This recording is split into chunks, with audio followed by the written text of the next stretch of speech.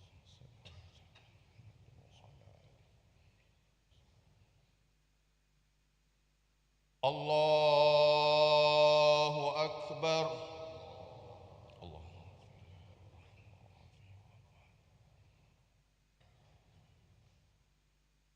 الله أكبر. اللهم لا تجعل. السلام عليكم ورحمة الله وبركاته. السلام عليكم ورحمة الله وبركاته. الفاتحة إلى حضرة النبي محمد صلى الله عليه وسلم. الفاتحة. أعوذ بالله من الشيطان الرجيم. بسم الله الرحمن الرحيم. الحمد لله رب العالمين الرحمن الرحيم مالك يوم الدين. إياك نعبد وإياك نستعين. اهدنا الصراط المستقيم صراط الذين أنعمت عليهم غير المغضوب عليهم ولا الضالين آمين. استغفر الله العظيم وأعوذ بالله من الشيطان الرجيم. بسم الله الرحمن الرحيم. الحمد لله رب العالمين. اللهم صل وسلم وبارك على سيدنا محمد وعلى آل سيدنا محمد. اللهم بجاه نبيك المصطفى رسولك المرتضى طهر قلوبنا من كل وسب يباعد عن مشاهدتك ومحبتك وعمتنا على السنة والجماعة والشوق إلى لقائك يا ذا الجلال والإكرام. يا الله بها يا الله بها يا الله بها يا الله بحسن الخاتمة. اللهم بحق سيدنا محمد صلى الله عليه وسلم وآل سيدنا محمد ألا تعذب هذه الميت. اللهم بكرامة سيدنا محمد صلى الله عليه وسلم وآل سيدنا محمد ألا تعذب هذه الميت. اللهم بحرمة سيدنا محمد صلى الله عليه وسلم وآل سيدنا محمد ألا تعذب هذه الميت. اللهم ببركة سيدنا محمد صلى الله عليه وسلم وآل سيدنا محمد ألا تعذب هذه الميت. اللهم اغفر لحينا وميتنا وشاهدنا وغائبنا وصغيرنا وكبيرنا وذكرنا وأنثانا. اللهم من أحييتها منا فأحييها على الإسلام ومن توفيتها منا فتوفاها على الإيمان. اللهم إن كانت محسنة فزد في إحسانها وإن كانت مسيئة فتجاوز عنا وعنها برحمتك يا أرحم الراحمين. اللهم اغفر لها وارحمها وعافها واعف عنها وأكرم نزولها وسع مدخلها واجعل الجنة مثواها برحمتك يا أرحم الراحمين. اللهم اجعل لسانها فصيحة وبليغة عند الجواب من السؤال من منكر ونكير في قبرها وابعثها آمنة سالمة إلى جنتك وجنات النعيم ودرك دار السلام مع الذين أنعمت عليهم من النبيين والصديقين والشهداء والصالحين وحسن أولئك رفيقا. ذلك الفضل من الله وكفى بالله عليما. ربنا تقبل منا إنك أنت السميع العليم وتب علينا إنك أنت التواب الرحيم. ربنا آتنا في الدنيا حسنة وفي الآخرة حسنة وقنا عذاب النار. صلى الله على سيدنا محمد وعلى آله وصحبه أجمعين والحمد لله رب العالمين. اشهدوا أنها من أهل الخير.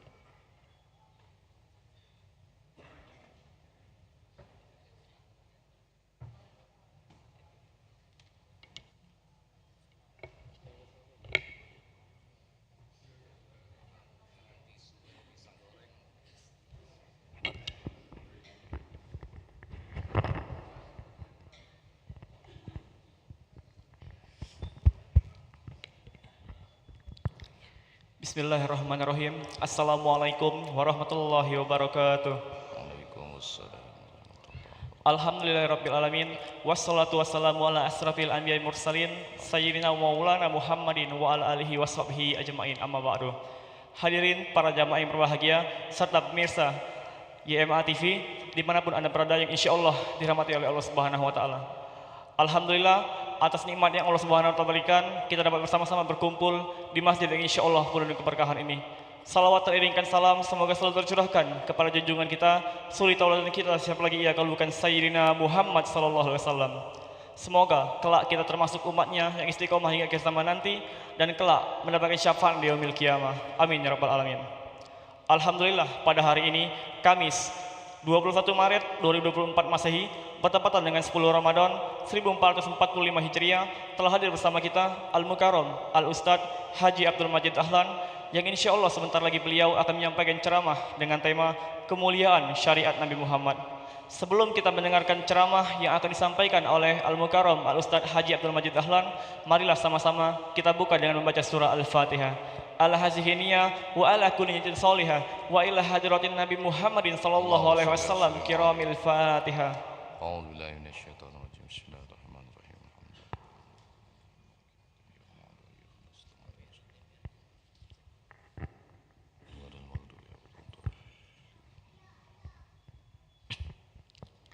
Kami informasikan kepada jamaah sekalian bahwasanya di akhir ceramah nanti kami akan membuka sesi tanya jawab. Kepada jamaah sekalian, apabila nanti ada yang ingin bertanya, kami persilakan untuk mengangkat tangannya dan menuju ke mikrofon yang telah kami sediakan.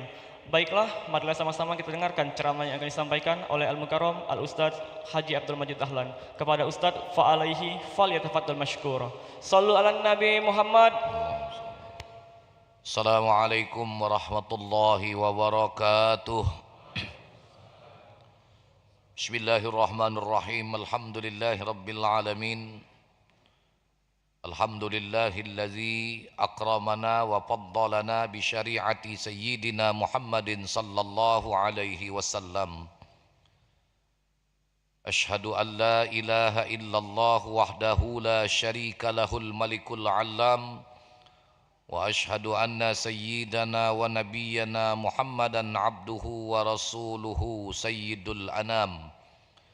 Allahumma salli wa sallim wa barik ala sayyidina Muhammad wa ala alihi wa ashabihil bararatil kiram. Subhanaka la ilma lana illa ma 'allamtana innaka antal alimul hakim. Wa qala rabbi shrah li sadri wa yassir li amri wahlul 'uqdatam min lisani yafqahu qawli, amma ba'du. Hadirin wal mustami'in al kiram was sa'imin al muhtaram rahimakumullah.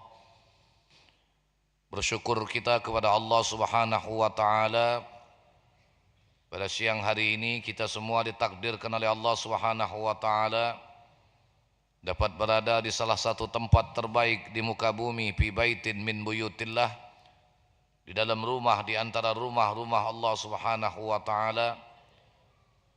Allah masih mentakdirkan kita dapat berada dalam suasana ibadah dan dengan aktivitas yang juga insya Allah bernilai ibadah di hari yang ke-10 di bulan Ramadan 1445 Hijriah. Baru saja tadi kita dapat menunaikan salah satu kewajiban sebagai hamba Allah, yaitu melaksanakan salat zuhur alhamdulillah secara berjamaah. Mudah-mudahan kehadiran dan kesyukuran kita pada saat ini akan dicatat sebagai ibadah dan menjadi amal soleh kita di hadapan Allah Subhanahu wa taala.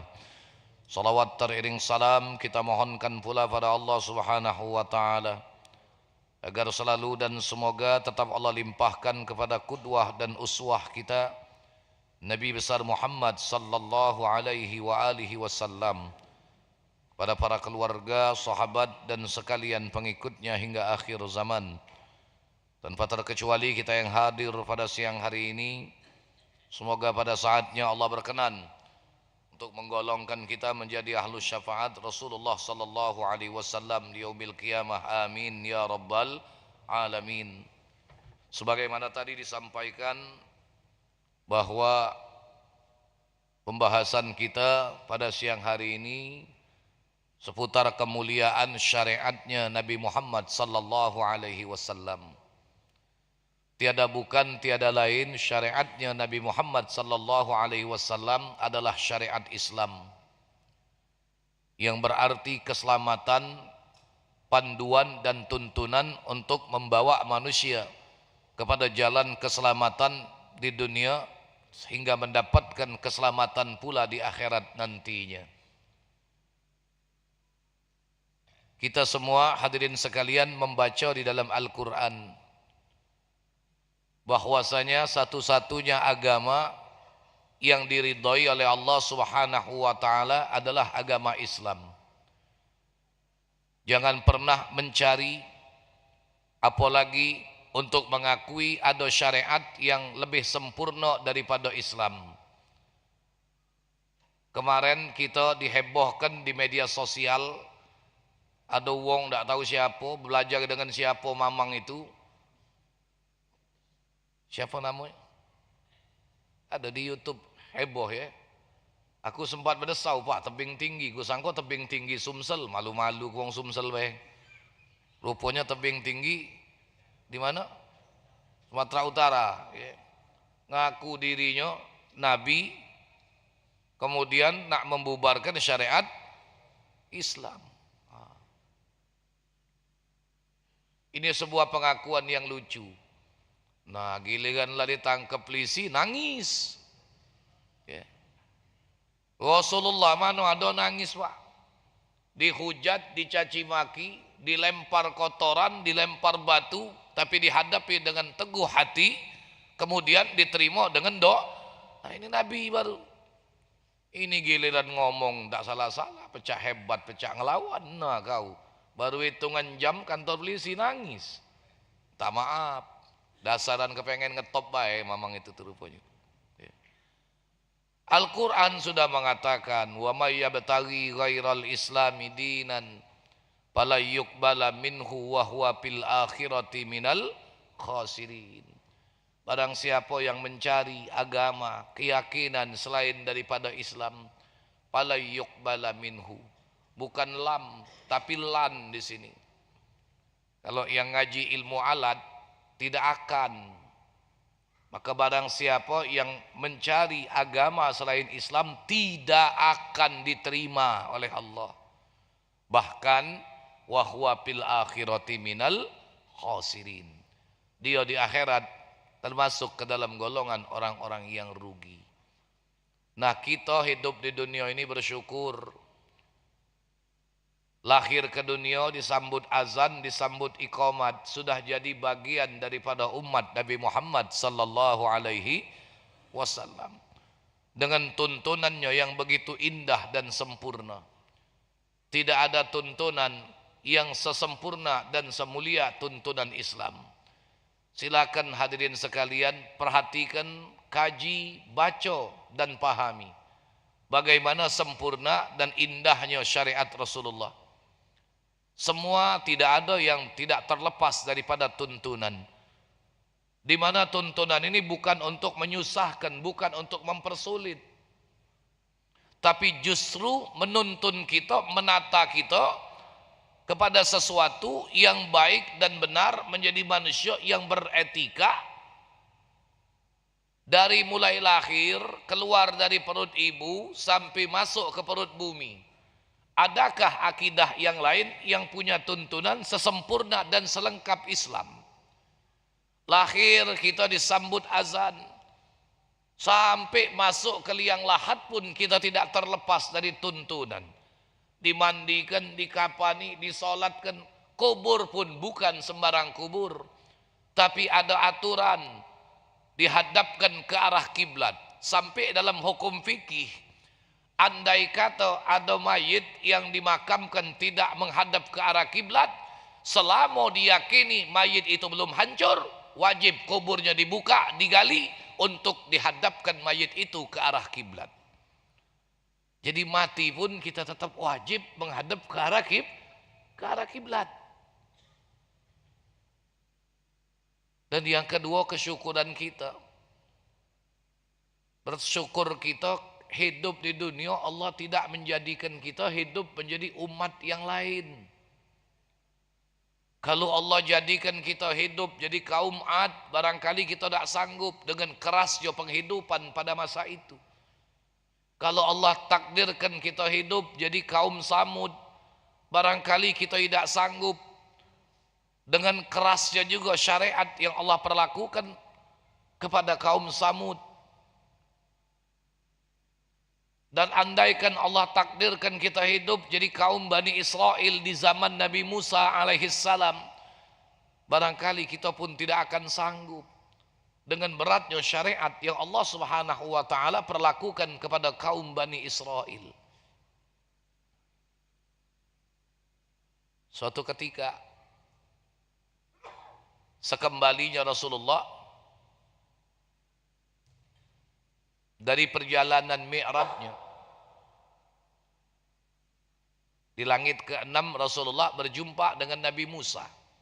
Nabi Musa bertanya, apa yang kau dapat dari menghadap Allah wahai Rasulullah? Ini bukan untuk mencari polemik, Pak. Terlepas iya atau tidak, tidak perlu kita jadikan perdebatan. Rasulullah menjawab, aku dapat oleh-oleh untuk umatku salat 50 waktu. Ya.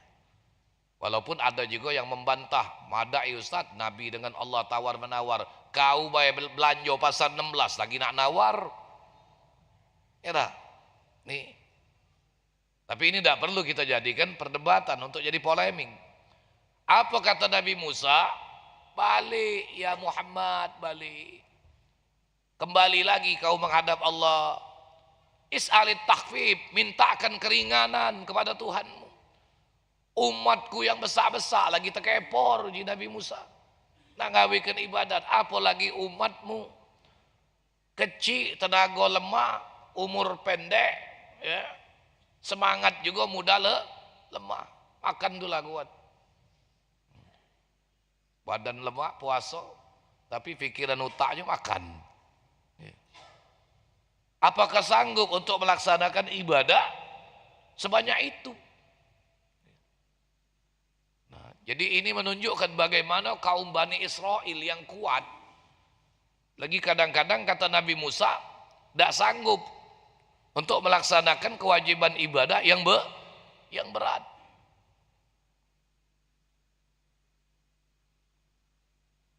Dan memang demikian hadirin sekalian. Dalam kitab Khasaisul Ummatil Muhammadiyah yang dikarang oleh Abuya Sayyid Muhammad bin Alawi bin Abbas Al-Maliki, berat Pak syariat Bani Israel itu. Berat. Jauh lebih ringan syariat yang Allah berikan kepada kita umatnya Nabi Muhammad sallallahu alaihi wasallam.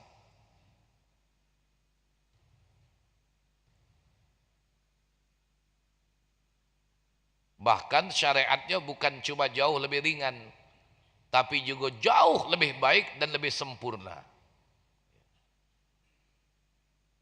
Dalam kitab itu dijelaskan, kaum Bani Israel, mereka diharamkan oleh Allah Subhanahu wa ta'ala untuk beraktivitas duniawi pada hari raya mereka. Namun tidak demikian dengan kaum muslimin umatnya Nabi Muhammad. Allah tidak mengharamkan mereka untuk beraktivitas duniawi pada hari raya mereka. Kapan hari rayanya umat Rasulullah? Yaumul Jumu'ah. Maka itu dikatakan Yaumul Jumu'ah Idul Mu'min. Hari Jumat itu hari rayanya orang-orang beriman. Makanya orang-orang tua kita dulu begitu memuliakan, menghormati hari Jumat. Kalau sudah hari Jumat, aktivitas dunia kalau bisa di stop. Dijadikan hari Jumat itu khusus untuk urusan akhirat. Makanya dulu sekolah bae libur Pak hari Jumat. Ya. Nah, ini hari teko pesantren, sekolah agama lagi melok Belanda kalau. Jumat sekolah balik setengah 12. Kalau dipikir-pikir, kapan lagi budak nak mandi, nak bersiap sembahyang Jumat? Zaman sekarang liburnya hari Ahad. Jumat sekolah, Jumat masuk. Nih.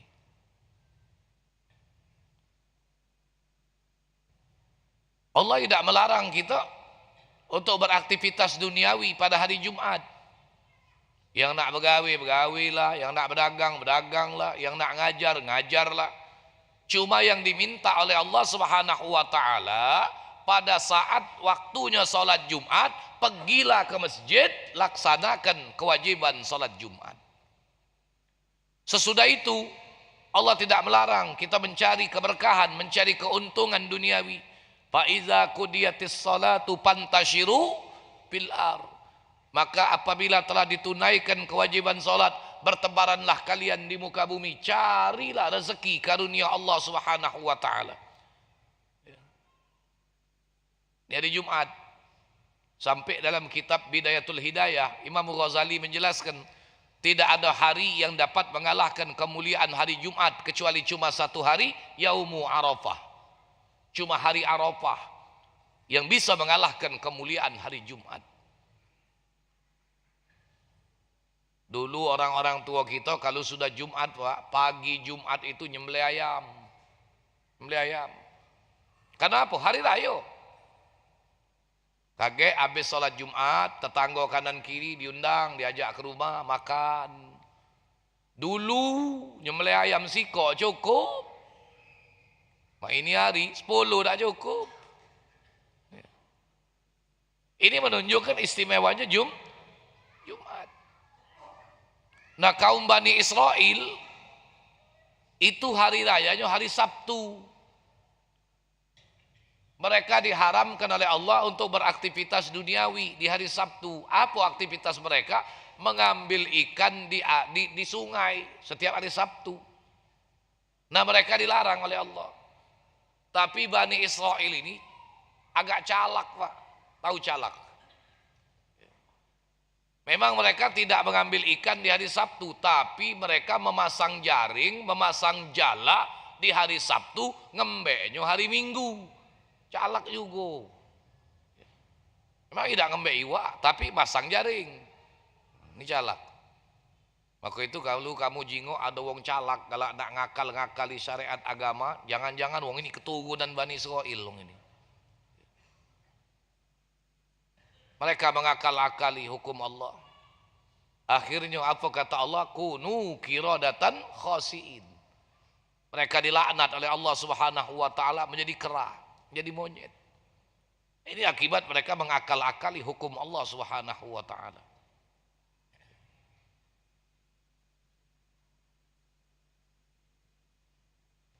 Contoh lain,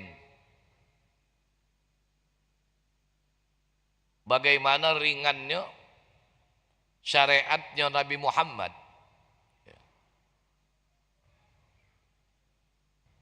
Tadi kita sholat. Sholat.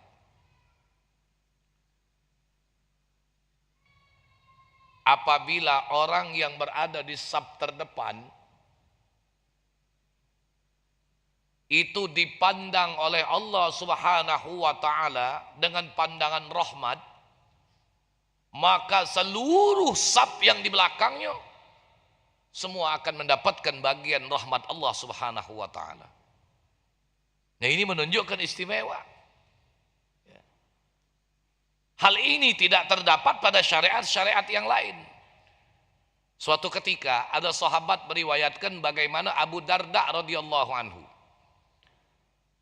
Abu Darda itu awalnya sholat berada di saf terdepan, Pak. Sebelum sholat maksudnya, berada di saf terdepan. Sampai akhirnya kemudian Abu Darda selesai sholat, ternyata dilihat oleh sahabat tadi berada di saf paling belakang. Akhirnya ini sahabat bertanya kepada Abu Darda, ya Abu Darda, alaisa khairus sufuf saful awal? Bukankah sebaik-baik saf adalah saf yang terdepan? Tadi aku melihat engkau berada di saf terdepan, tapi kenapa ketika sholat justru engkau saat ini selesai sholat berada di saf paling belakang? Apa kata Abu Darda? Memang pada awalnya sebelum sholat aku berada di saf terdepan, tapi begitu aku melihat ke belakang ada orang yang lebih zuhud, akhirnya aku mundur. Aku persilahkan orang yang kuanggap zuhud tadi maju untuk berada di saf yang terdepan. Tapi begitu aku melihat lagi ke belakang, ternyata di belakang aku ada orang yang lebih faqih, yang kuanggap lebih memahami agama dibanding aku. Maka aku pun mundur. Aku persilahkan dia maju ke depan. Begitu kulihat lagi ke belakang, ada lagi sahabat yang bacaan Al-Qur'annya lebih indah daripada aku. Aku persilahkan dia maju ke depan, aku mundur ke belakang. Begitu melihat lagi ke belakang, ada makmum yang usianya lebih tua dari aku. Kulihat dia begitu tenang di dalam zikirnya. Akhirnya dia kupersilahkan maju ke depan, aku mundur ke belakang. Itulah sebabnya sampai engkau melihat selesai sholat, aku berada di saf terbelakang. Kenapa? Inna hazihil ummah ummatun marhumah. Sesungguhnya umat ini, umatnya Nabi Muhammad adalah umat yang mendapatkan pandangan rahmat Allah Subhanahu wa ta'ala. Apabila Allah memandang orang yang terdepan di dalam barisan solat dengan pandangan rahmat, maka seluruh makmum yang ada di belakangnya semua akan mendapatkan rahmat Allah Subhanahu wa ta'ala. Maka itu kata Syekh Nawawi Al-Bantani, barang siapa yang mundur dengan niat seperti ini, maka itu termasuk niat yang terpuji, memprioritaskan orang lain yang dia anggap lebih istimewa, yang dia anggap lebih dari dirinya, dengan harapan agar mendapatkan pandangan rahmat Allah. Tapi perlu kita garis bawahi, Abu Darda tadi mundur ke belakang, saat itu kondisi masjid sudah penuh. Jelas ya? Kondisi masjid sudah penuh, bukan kondisi masjid masih kosong. Masuk masjid ngambil saf paling belakang. Nah, ini tidak benar. Ya. Jadi kondisinya masjid sudah penuh, saf barisan sholat sudah mundur ke belakang. Beda dengan kita, masjid masih kosong, sengaja mencari saf yang paling depan. Itu yang lebih bagus. Tapi kalau dia ngambil saf yang paling belakang, saat masjid masih kosong, dengan niat tadi, biarlah Ustaz suruh yang lebih afdol, tidak bisa. Ya. Ini beda. Ya, cuma dalam hal ini ada kriterianya. Siapa orang yang dipandang oleh Allah dengan pandangan rahmat itu? Kita tidak bisa memastikan siapa orang di saf terdepan yang dipandang oleh Allah dengan pandangan rahmat. Walaupun kadang-kadang ada juga sebagian orang mati-mati nak tegak di saf depan, nak belakang imam, sembahyang berkopiah ida, baju kaos, ketik malu. Nyawa pulo kalau diunjuk tahu budak itu.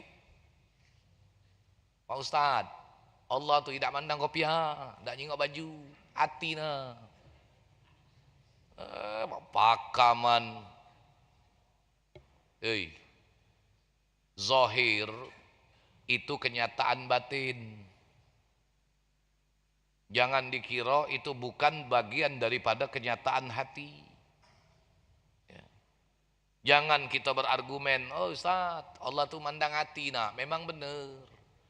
Tapi tampilan yang nyata itu merupakan kenyataan dari kondisi hati.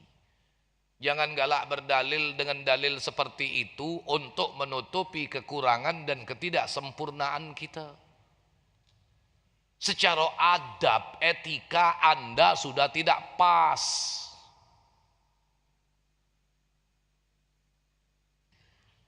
Yang jadi masalah, apakah orang yang kurang adab, kurang etika, kira-kira sholatnya akan dipandang oleh Allah dengan pandangan rahmat? Itu yang perlu kita pertanyakan.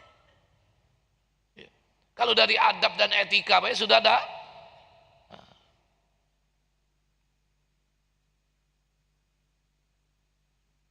Nih, Yang ketiga, dengan syariat Nabi Muhammad dibandingkan syariat umat zaman dulu. Ya katakanlah kalau kita bandingkan dengan kaum Bani Israel tadi. Ya. Ini mohon maaf hadirin sekalian. Kita bukan nak cerita cabul, bukan cerita yang apa ya. Kita dalam kondisi puasa ini.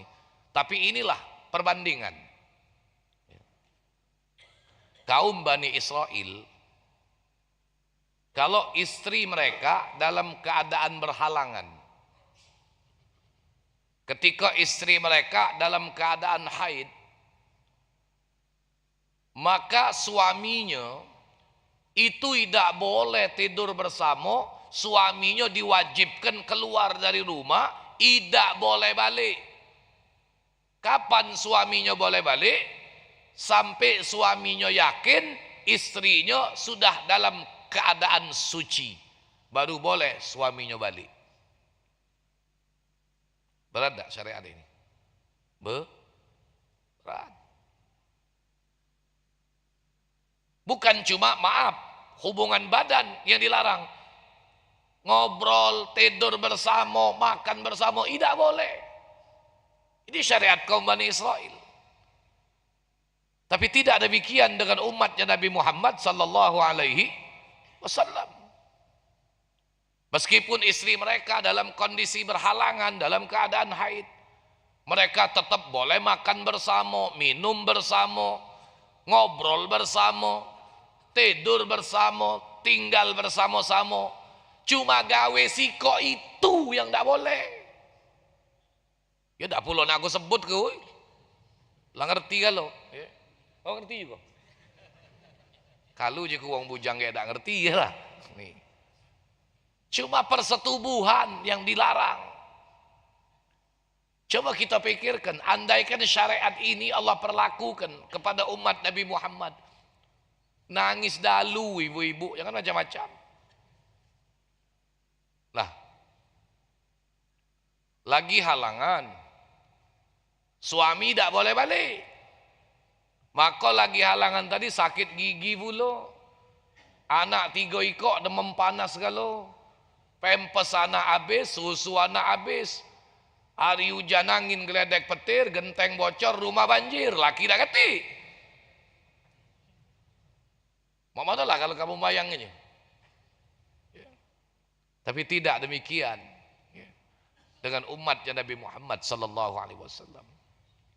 Ini menunjukkan betapa indahnya, mulianya syariat umatnya Nabi Muhammad. Ya, ya kalau persetubuhan itu sudah jelas, Pak.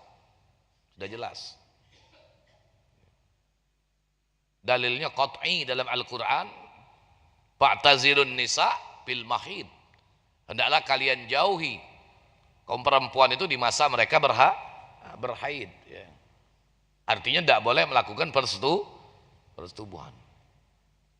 Dulu Pak, dulu. Anak pernah ditanya budak remaja masjid. Kebetulan pernah ngajar remaja masjid, anak-anak SMA dengan anak-anak yang kuliah.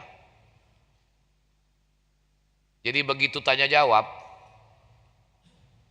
ada sikok budak remaja masjid nanyu. Anak tidak menduga Pak kalau pertanyaannya seperti itu.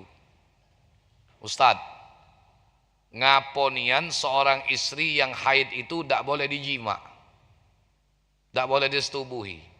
Ya anak jawab menurut yang anak tahu, haram. Allah melarang dalam Al-Quran. Jawabnya apa? Kalau itu Pak Ustadz aku lah ngerti. Ai pakam ujiku budak ini. Iya. Allah memang melarang dalam Al-Quran. Anak baru nyambung. Oh. Kenapa Allah Subhanahu wa taala mengharamkan? Termasuk muqaddimah, pendahuluan untuk mengarah kepada persetubuhan pun itu dilarang.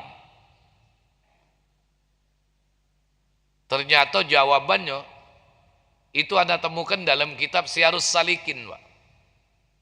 Dijelaskan oleh Syekh Abdul Somad Al-Falemani. Tapi mohon maaf, Pak.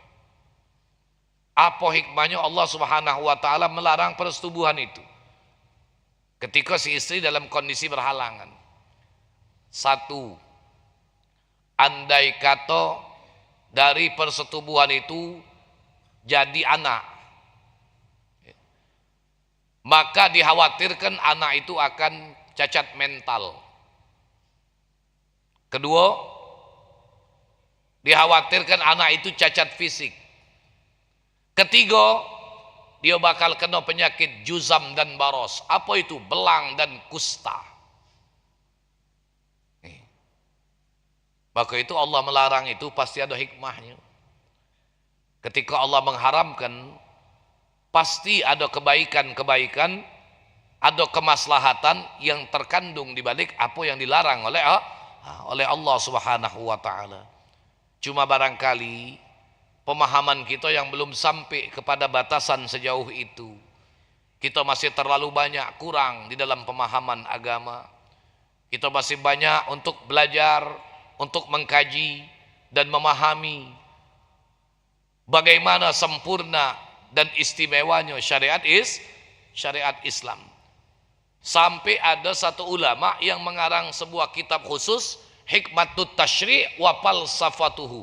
Hikmah-hikmah penetapan hukum syariat itu dan falsafah serta nilai i'tibar di balik hikmah-hikmah yang ditetapkan di dalam hukum syariat itu.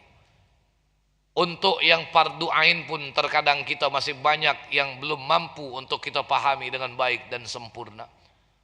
Maka itu jangan pernah lelah kita untuk menuntut ilmu. Jangan pernah bosan untuk menghadirkan diri di majelis-majelis yang di situ terdapat kajian-kajian ilmu pengetahuan agama, apapun bentuk kajiannya. Apakah hadis, apakah fikih, apakah tauhid atau tasawuf. Sebab dalam agama ini hadirin sekalian, semakin banyak kita menemukan, semakin banyak kita pun akan merasakan sesuatu yang belum kita ketahui. Dan banyak lagi kemuliaan-kemuliaan, keistimewaan daripada syariatnya umat Nabi Muhammad sallallahu alaihi wasallam. Inilah barangkali sedikit daripada keutamaan itu. Karena tadi dijelaskan sesudah ini ada sesi tanya jawab ya. Barangkali ada beberapa pertanyaan yang mungkin bisa kami jawab, insya Allah kami jawab ya, dan kalau tidak mampu kami jawab, jawaban terakhirnya adalah wallahu a'lam bissawab ya, silakan. Baik, kami persilakan kepada jamaah sekalian jika ada yang ingin bertanya untuk mengangkat tangannya dan menuju ke mikrofon yang telah kami sediakan. Sekali lagi kami persilakan kepada jamaah sekalian jika ada yang ingin bertanya untuk mengangkat tangannya dan menuju ke mikrofon yang telah kami sediakan.